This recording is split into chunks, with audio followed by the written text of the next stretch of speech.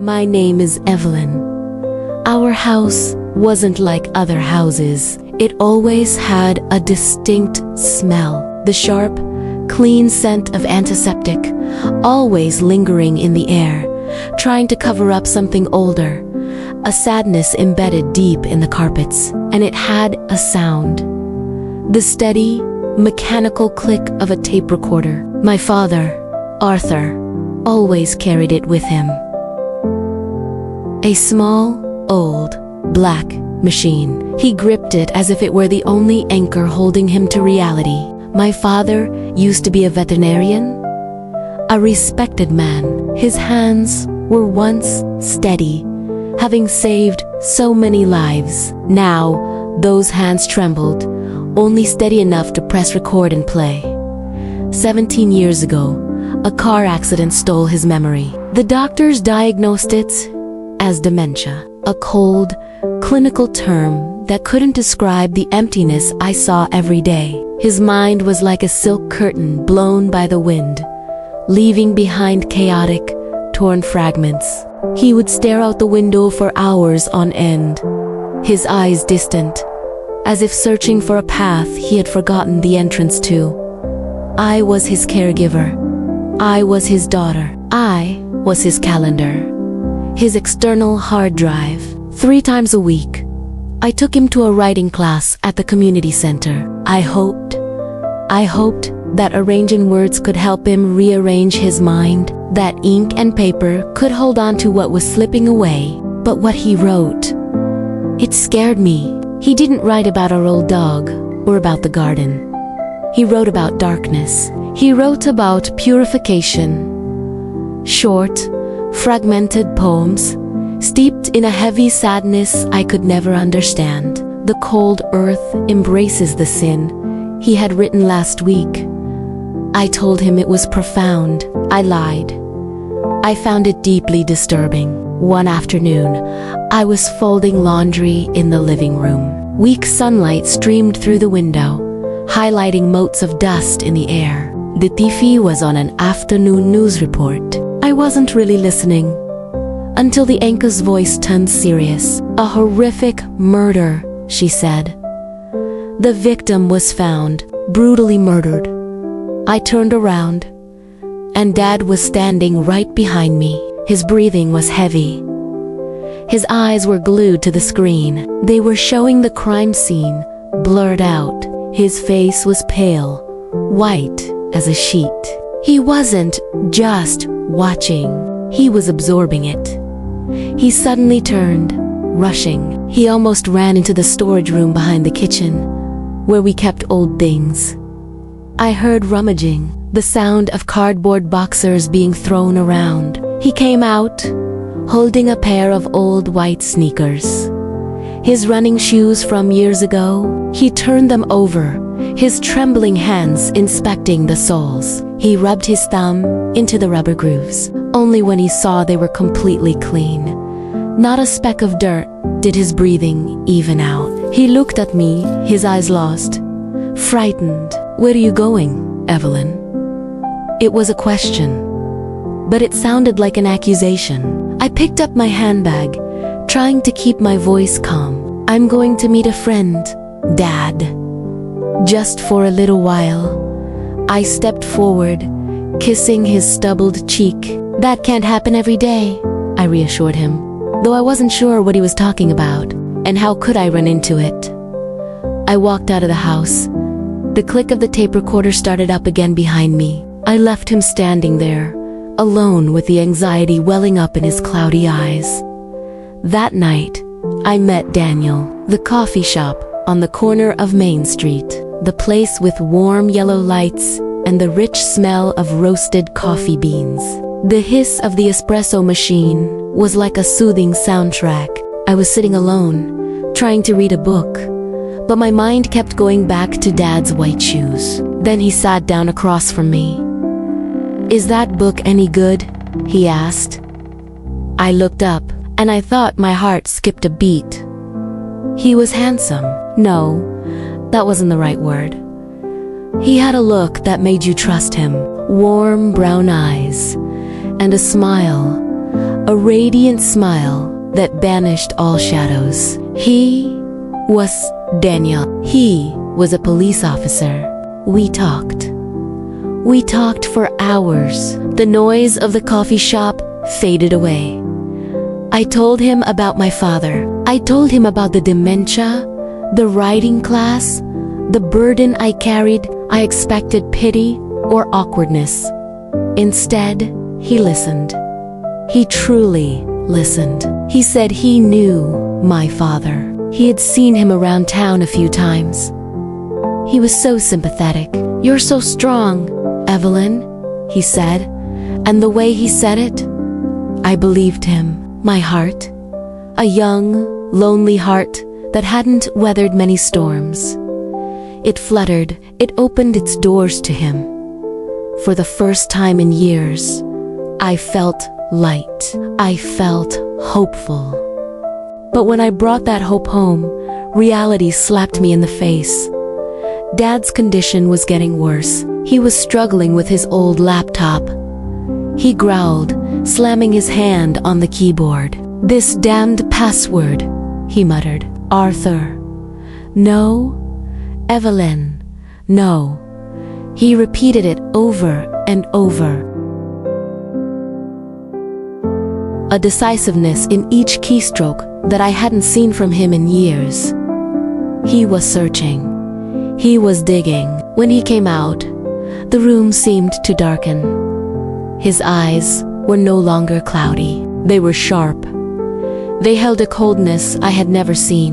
"It's him," he said, his voice hoarse. "Who? Dad?" "Daniel." The name came from his lips like a curse. I laughed, a nervous, sharp laugh. "What are you talking about? I was just with him. He's a murderer." He cut me off. I saw it on the computer, the murders, the locations. He was there. I know it. He started saying bizarre things about blood on the road, about a white sedan he said he'd seen near the scenes. "Dad," I said, my voice starting to tremble with frustration. "That's your imagination. It's the disease. Daniel is a cop. He's a good person. He helps people." "He's fooling you," he roared. "He's fooling everyone. I know a predator's eyes when I see them." I couldn't take it anymore. "You don't understand," I shouted. "You're ruining the only good thing that's happened to me." I ran to my room, slamming the door. His knocking, the click of the recorder. I ignored it all. Things escalated the next night. I was helping him get ready for bed. He seemed more confused than usual. "Who are you?" he asked, squinting at me. "It's me, Evelyn, Dad." He shook his head. No, you're one of them." Suddenly, he grabbed me. His strength was shocking. The hands that used to heal animals were now wrapped around my throat. His eyes rolled back, wild. He didn't recognize me.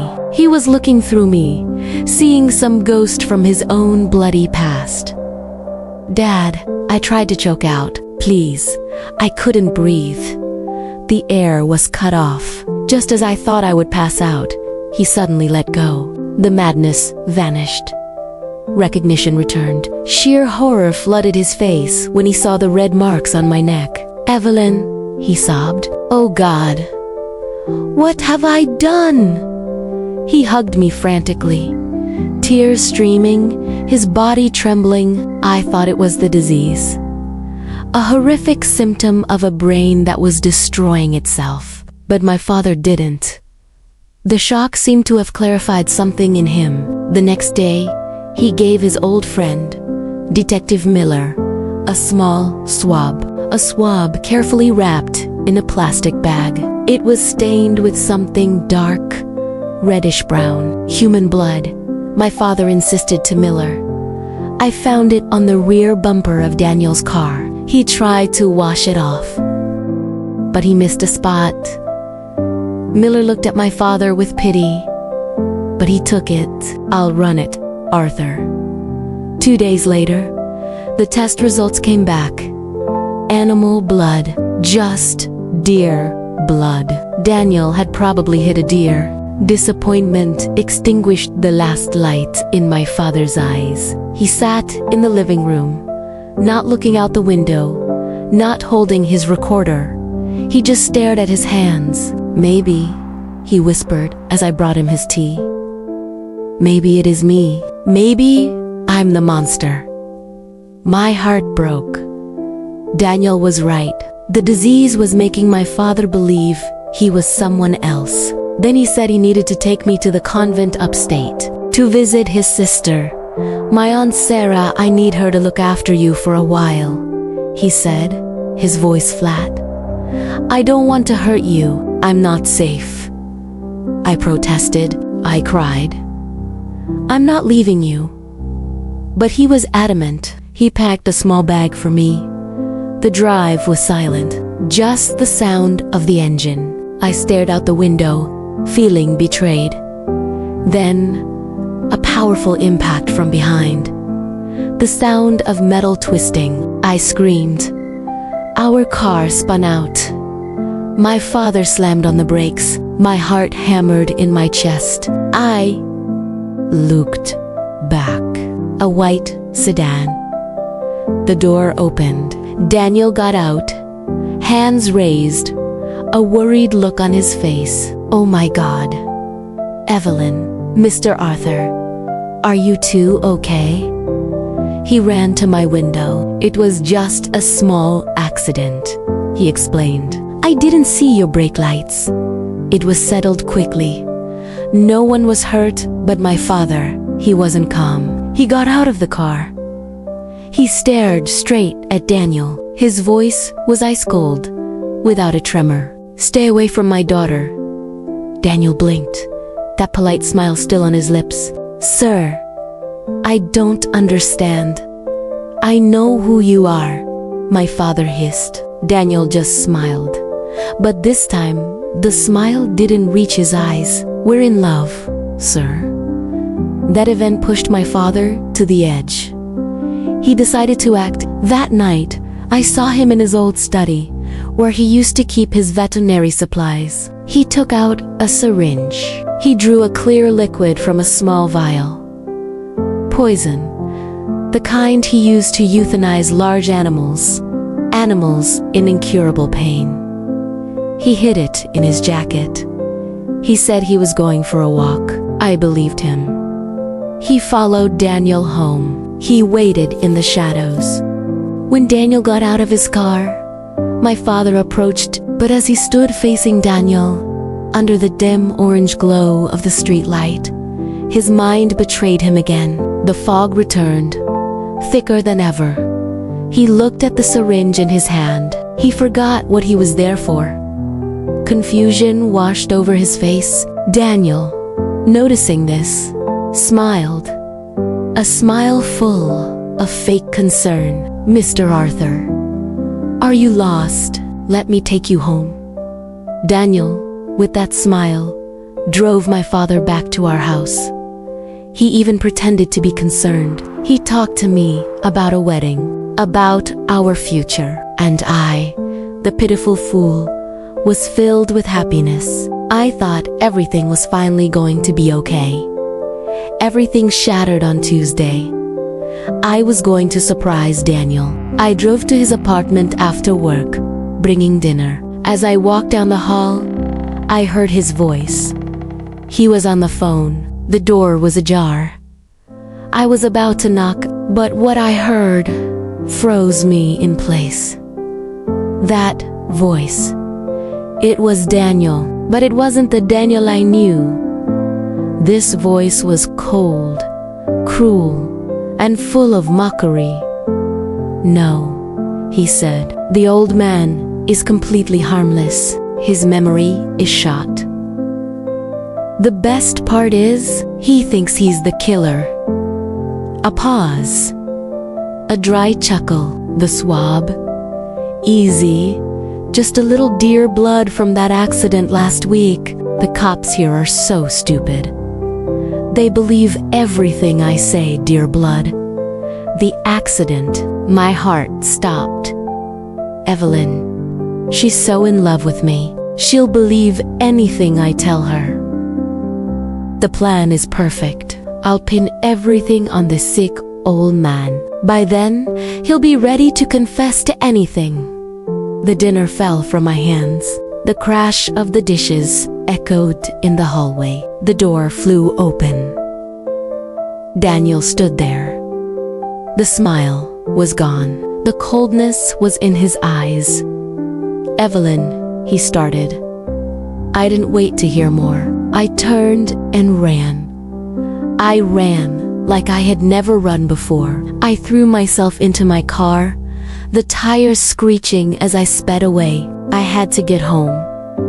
I had to get to Dad. I called Detective Miller. Get to my house, I screamed into the phone. Now, it's Daniel. It's him. Him. I burst through the front door. The scene before me made me choke. My father was tied to his favorite armchair. Daniel was standing there, casually holding Dad's black tape recorder. He was playing it. My father's fragmented voice filled the room. I killed them. I purified them. Daniel smiled when he saw me. Hello, sweetheart, he said. You're just in time. Your father and I were just reminiscing. He held up the recorder. Interesting stuff. He confessed to everything and the computer password. Evelyn's birthday. How sweet. He stepped toward me, brushing my hair. I recoiled. Who am I now? Evelyn, he whispered, his voice mocking. Daniel the killer, or the boyfriend of a killer's daughter. In that moment of desperation, my father roared. It wasn't the sound of a sick man. It was a primal sound, a sound of pure rage. The ropes strained, the final deception, the final cruelty. It had shattered the fog in his mind. He lunged up, the chair still attached to his back. A frantic struggle erupted. Daniel was younger, stronger. He punched my father, but my father, fueled by adrenaline and love, fought back. He fought with the strength of a father protecting his child. He grabbed the heavy brass table lamp, the sound of it breaking as he smashed it against Daniel. I dove in to help him. I scratched. I bit. We struggled. And finally, we pushed him. He fell backward into the basement doorway. My father, with one last surge of incredible strength, slammed the door shut. The bolt sliding home was the loudest sound I'd ever heard. Daniel's pounding and screaming echoed from below. When the police arrived, led by Detective Miller, it was over. Daniel was arrested. He screamed, cursing as they handcuffed him. My father stood there, panting, exhausted, covered in bruises. But his eyes, for the first time in 17 years, they were completely clear. The fog was gone. The memories were back. And with them, the truth. He confessed everything. He told me about his painful past, about his abusive father, about his father's death, which was no accident, about the later murders, the people he deemed unclean, the ones he called his purification. He told me the truth about my mother. She wasn't one of his victims, as I had always feared. She had left, and me. I was his biological daughter, the dementia. It turned out it wasn't from the accident. The accident was just the final straw. The illness was a defense mechanism, a way for his mind to bury the guilt, to deny the monster within. Daniel was convicted. Multiple life sentences. My father, due to his complex mental state and his full cooperation, in exposing Daniel, received a suspended sentence, but with mandatory treatment. We moved to a small coastal town, a quiet place. We started a new life. My father never fully recovered. The fragments of memory still came and went, but he found peace in his writing. The tape recorder was now in a drawer. He wrote by hand. His stories were no longer obsessions with death. They were about redemption, about a father's love for his daughter and me. I learned that the past can be forgotten, but it never truly disappears. It's always there, just beneath the surface. And sometimes, even in the deepest darkness, in the shattered mind of a broken man, love can still find a way. It can still fight. It can still lead you back to the light.